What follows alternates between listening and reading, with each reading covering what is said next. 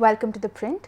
Over 5 years after the electoral bonds entered the Indian democracy, the Supreme Court has finally heard the petitions challenging the scheme for funding political parties. The scheme was introduced back in January 2018 and has been controversial ever since. And in this episode of Laws of the Land, this is the scheme we'll be talking about. We'll speak about the electoral bonds, we'll talk about the laws behind this scheme and why it has been challenged in the Supreme Court now. For this episode, you have me, Apoorva Mandhani.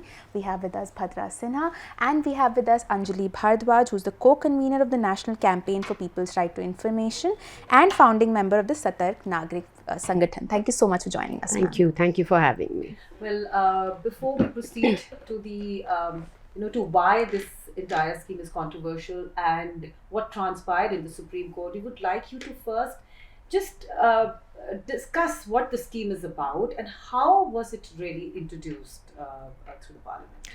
So let me just go back a little bit and talk about what the political party funding scenario in the country has been. Yeah. So traditionally, political parties have really been hostile to the idea of transparency in political party funding. And we have seen how political party funding has been termed the fountainhead of corruption in the country. And one of the big problems there was the Income Tax Act, the provision which said that any contribution that was less than 20,000 rupees, the parties did not have to declare the source of that income.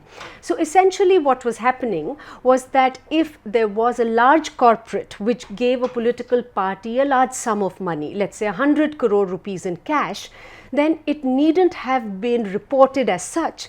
Parties would just do creative accounting and say that they got lots of bundles of money from different sources of 19,900 rupees. So citizens therefore and authorities had no way of knowing who was funding political parties. Now this in a democracy is very, very problematic because we know that parties are going to work for those who fund them. So as a voter, if we go to vote, it's very important for us to know that of the various parties, who's being funded by whom, so that we would know who are they likely to work with, make policies for. So it's a very fundamental issue that people have a right to know. What was required really was just one reform, which was to say that there will be no anonymous funding of political parties. So when the electoral bond scheme was talked about and the government said that they will be introducing electoral bonds ostensibly with the purpose of enhancing transparency, fighting black money, it was hoped that this reform would be brought in and that there would be nothing that would be anonymous when it goes to political parties. On the other hand, what ended up happening was that the electoral bonds have been brought in such a manner and the scheme itself is framed in a way that it just makes all the money that comes into political parties through electoral bonds completely anonymous. So what this scheme says is that electoral bonds are basically promissory notes and they can be of various denominations, highest is 1 crore rupees, and anyone can go, any citizen or any entity which includes a corporate can go and buy these bonds and anonymously donate them to political parties. Now which basically means that this is anonymous from the regulator. The Election Commission doesn't know who's funding political parties. Opposition parties don't know who's funding political parties and citizens don't know who's funding political parties. Now this bond has been used extensively since it has been introduced and around 14,000 crore rupees have transacted through these bonds and essentially it has opened the floodgates of anonymous unlimited funding to political parties. But then how, if we talk about anonymous political funding, that was always there even before the electoral bond scheme, came into existence. So why is that? Is it now that there is so much of opposition to the political funding system at the moment? Well, earlier there was anonymity and like I said, anything less than 20,000 rupees, one did not have to disclose the source of income to political parties. If there was a political party that was taking larger funds and then showing it as in smaller packets, then it was being done illegally. What electoral bonds are doing effectively is they're legalizing anonymity. And today we are at a situation where nearly 20,000 crore rupees worth of electoral bonds will be transacted soon without anyone knowing the source of that funding. So this is legalizing anonymity. Earlier, a political party would have to say that we are getting cash. This is not something that we are supposed to declare and sort of do an illegal act to do that. Whereas today, any amount of funding, as long as it comes through an electoral bond, even if it is through the check or through any other banking channel, in addition to, of course, all the cash that is coming, is anonymous. So, which means these electoral bonds can be bought only through a banking system, only through a banking. That's channel. right. That's right. So this is apart from the cash donations which the political parties are receiving. That's right. Right. So now under this scheme, is there anything which defines who the donee can be? Who is the buyer? Is the buyer concept of buyer there in the scheme, or it could be anybody? It could be any citizen and it could be any entity that is incorporated in India. So anyone effectively can go and buy electoral bonds, and it has to be through a banking channel. So there has to be a KYC requirement that is fulfilled. Now the problem, however, is that even though the original buyer might be KYC compliant and we know who's giving the money, the actual contributor might be somebody else. So this bond could be further sold to somebody and they could be actually contributing it to a political party. Absolutely. So for example, I am buying the electoral bond, then my details will be taken by the State Bank of India, which issues these electoral bonds. So I am going to go through the banking channels. However, somebody else has cash which they want to actually buy this bond for. They could technically, there is no stopping this kind of an activity. They could contact me and I could then, for a consideration, say that you can have this bond, and that bond could go from that other person to the political party. Okay. So effectively this encourages money laundering, and which is something that the RBI governor and the RBI Central Committee Board actually also warned the government about. We filed RTI applications to access communication between the RBI, the ECI and the government when the bonds were being designed, and the RBI wrote to the government that electoral bonds in the manner in which they are in existence today would actually lead to a violation of the spirit of the PMLA, the Money Laundering Act. They would lead to generating black money and counterfeit. Or probably converting black money into white. Absolutely, absolutely. It's somebody could be an aggregator. So, they have a lot of black money. They can just approach a lot of people who have white money and buy the electoral bonds from them and donate to a political party. You mentioned that this scheme sort of legalizes anonymity. For our viewers, could you also explain because it was introduced to the Finance Act with certain amendments to certain other laws. Now, party funding or political funding generally involves some sort of disclosures either on the part of the political parties or on the part of the donee. How do you think this scheme specifically legalizes or does away with these disclosures, if at all? Right. So, before the electoral bond scheme was introduced, there were, through a money bill, amendments brought to 4 laws. The RBI Act was amended to allow for a scheduled bank to issue these electoral bonds. The Representation of People's Act was amended, which basically said that the ECI needn't know now who is funding political parties through electoral bonds. So the requirement, the statutory requirement that political parties had to tell the Election Commission of India who's funding them was done away with for electoral bonds, for the purpose of electoral bonds. The Income Tax Act was amended, and again companies now don't have to say who they are funding through electoral bonds, and also there is now a limit of 2,000 rupees for cash donations that has been brought into the IT Act. And finally the Companies Act was amended, which I think is very, very critical, and it's something that has been challenged very strongly in the Supreme Court as well, because the Companies Act earlier, to prevent all sorts of wrongdoing, basically said that no company can give more than 7.5% of its average profits of the last 3 years to a political party. So essentially the idea was that only profit-making companies that were kosher could actually give money to political parties, and and there was a cap of 7.5%. Now amendments were brought to the Companies Act to do away with this cap entirely. So what it effectively is doing all of this along with the FCRA amendments. So the Foreign Contribution Regulations Act was also amended the previous year, and essentially what it did, the amendments did, was to retrospectively say that any foreign money company could give money to political parties as long as it was through their Indian subsidiaries.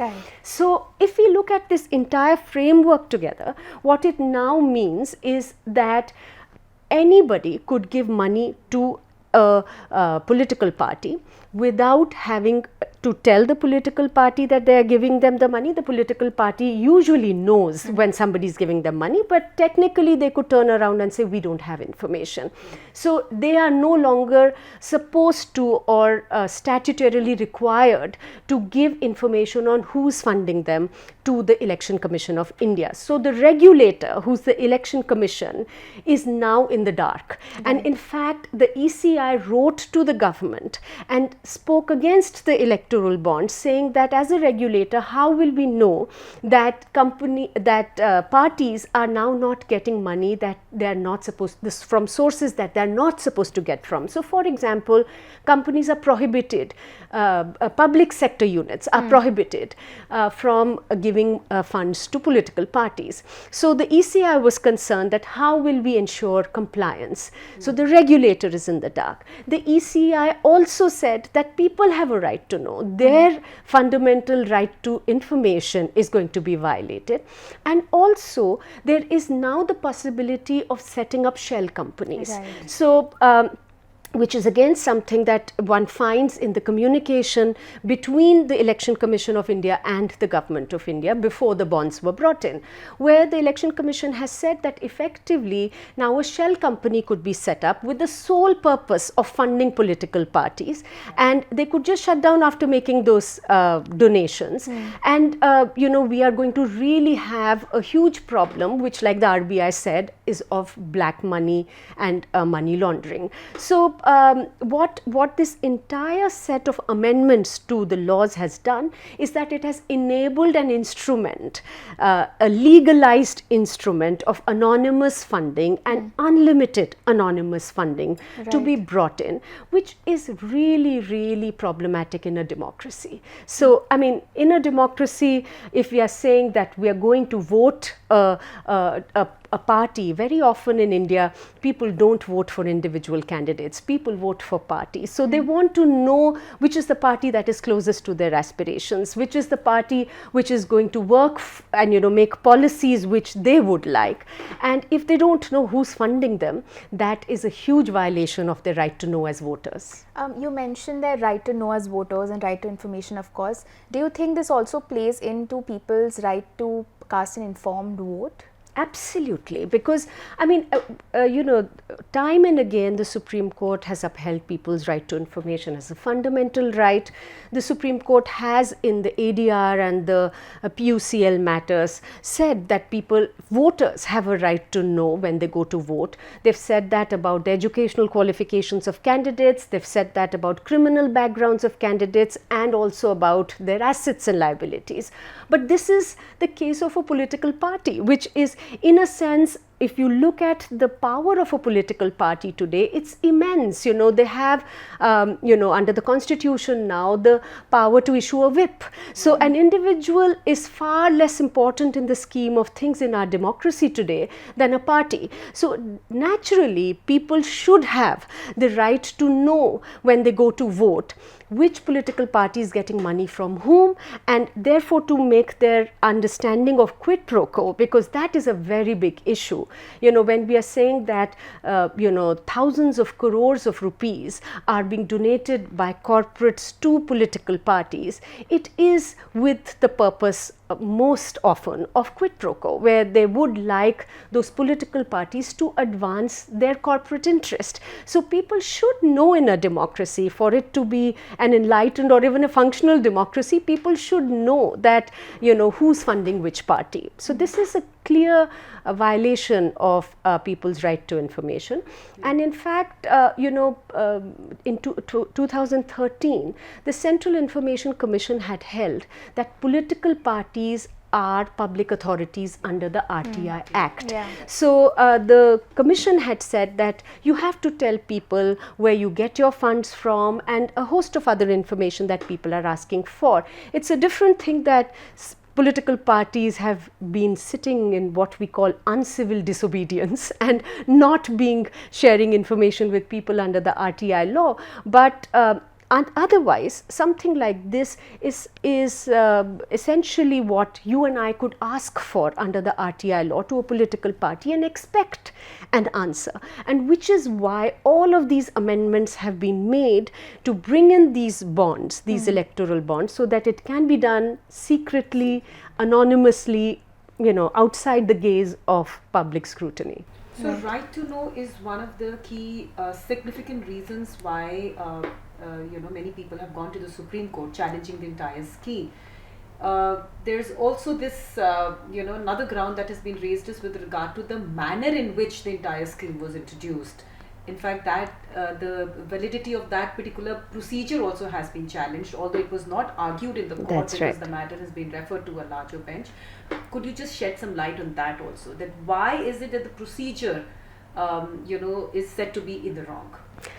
Look, if we think of the very basic fundamentals of a democracy, if a law is brought in or if a law is amended which impacts every citizen of the country, and an instrument like the electoral bonds are brought in, which will have such a fundamental bearing on democracy and electoral processes itself, there should be a lot of consultation. Consultation with people, consultation with other stakeholders like opposition political parties. There should be consultation with regulators, and there should have been a lot of debate and discussion within Parliament. What we saw in the case of electoral bonds, however, was that all of this was done away with. So when we have accessed records under the Right to Information Act, it has shown very clearly that the whole process of public consultation, which should have happened under the pre-legislative consultation policy of the government, was not undertaken while bringing about these amendments to the 4 laws and while bringing about the electoral bond scheme. So people were never consulted.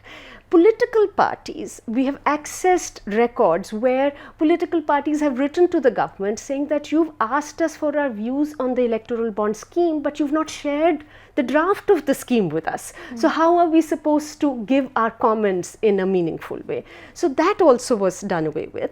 The only hope, therefore, was that there will be discussion and debate in Parliament. Right. And instead of actually having a proper discussion, having time spent on such an important issue in Parliament, the government brought these amendments to the various laws through the Finance Act. So it was brought in as a money bill, which basically meant it never went to the Rajya Sabha, to the upper house. And we know that in the Lok Sabha, in any case, the ruling party has a majority. So without any discussion, debate, any proper kind of deliberation that should have happened on such an important issue, the amendments were taken through, and finally the scheme was again brought in without any consultation. So I think that all of these things do form a part of the challenge, which is there before the Supreme Court. This time the court has not heard that challenge yet, but I'm sure with time that will also be heard. So, during the, of course, we witnessed some strong arguments that were made by the petitioners and rebutted by the government. Yes. So, in the entire debate, a very interesting question was thrown up, and that is the debate over right to know versus right to privacy. The petitioners said that there is a right to know, right to be informed, a voter's right to be informed. That particular argument was asserted in the court, whereas the government countered this argument by saying that anonymity, there is a reason for limited anonymity, and that is because the donors have a right to privacy. And in placing this argument, the government raised the point that right to know is not absolute. So, can you just briefly also talk about this debate that ensued in the court? Yes, I think it's a very, very interesting debate. And, we are people who believe that people have a fundamental right to know. The Supreme Court has upheld it. And also that all of us as citizens have the right to privacy, which has also been upheld as a fundamental right of the people of this country. Now, to begin with, let me just say that the reason why this particular argument was fallacious to my mind in this particular case is that corporates as entities don't have fundamental rights. So for the government to assert that they're trying to protect the privacy of the corporate sector, it doesn't really hold. And the Puttasamy judgment also upholds the right to privacy as a fundamental right of citizens. So this doesn't. So and in fact, when we at all times what we consistently say is the right to information and the right to privacy have to be harmonized. Public interest, larger public interest must always be kept in the equation when these rights are being harmonized and balanced. In this particular case, in a democracy, in a constitutional democracy like ours, if we are expected to go and cast a vote in an informed manner, there are a set of things that citizens do have a right to know. And there I feel that who is funding which political party is a very important part of that information that people should have while exercising that very important right, where we form governments that then form policies and laws for us. So I think that the courts did hear that argument, but like I said, I don't think it's a compelling argument, especially when it comes to corporates. And I think the big concern here is, and especially when we talk about quid pro quo, the real concern is these large corporates that are making these large donations through electoral bonds. So like I said, the largest denomination of an electoral bond is 1 crore rupees. And responses under the RTI law have shown that the maximum number of electoral bonds that have been transacted so far have been in the 1 crore denomination. So it really shows that these are not small, these are not individuals that are likely to be buying these bonds. It's really large companies and corporates that are doing so.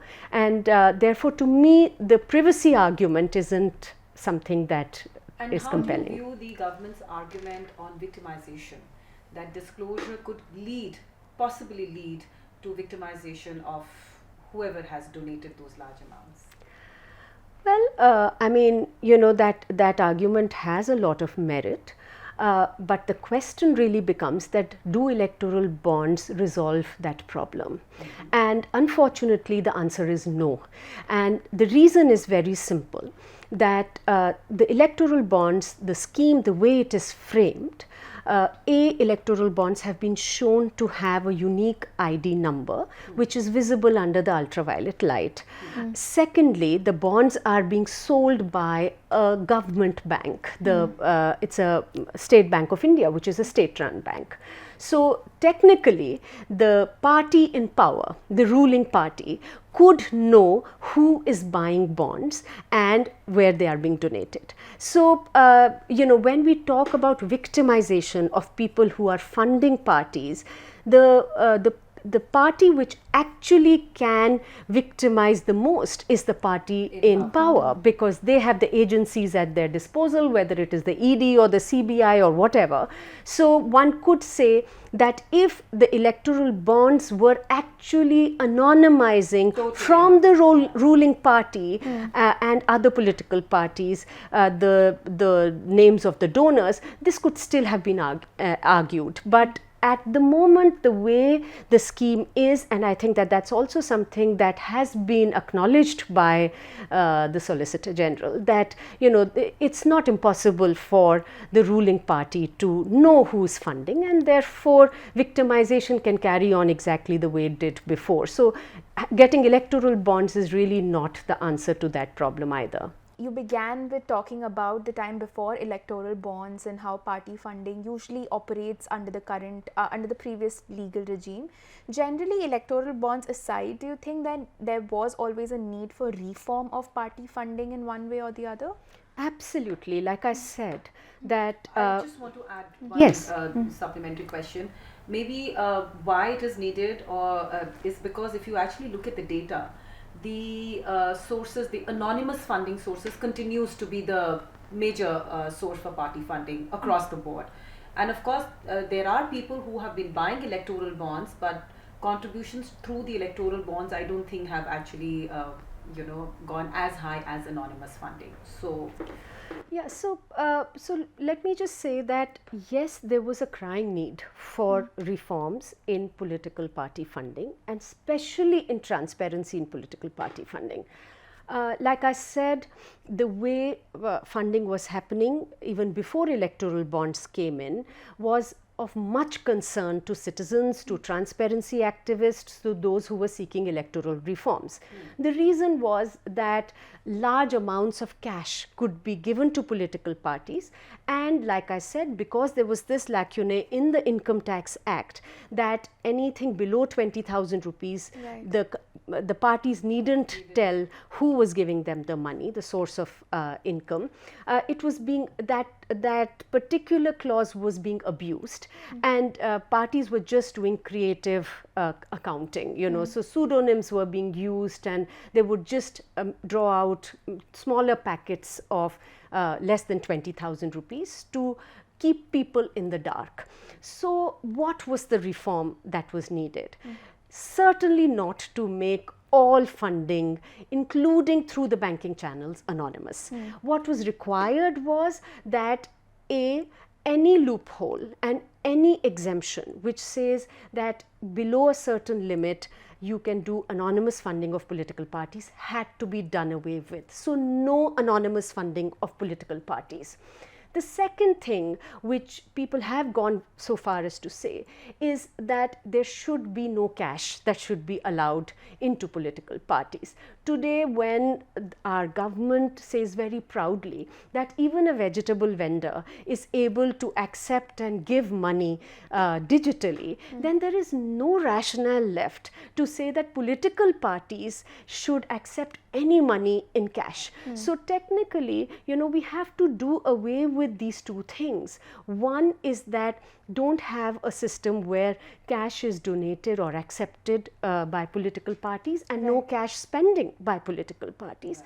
And second, no anonymity. So even if some cash is allowed, you can't have anonymous donations made to political parties at all. So this is really what we needed by way of reform, certainly not the scheme that we've ended up with. Right. With that, we've reached the end of this episode. In this episode, we spoke about party funding as well as the electoral bond scheme. In the meantime, the Supreme Court has reserved its judgment on the challenge to the electoral bond scheme, and we're going to keep an eye out for what the Supreme Court says finally in its judgment. Up until then, thank you so much for watching. I hope you enjoyed this episode. Do follow us on Twitter, Instagram, and Facebook.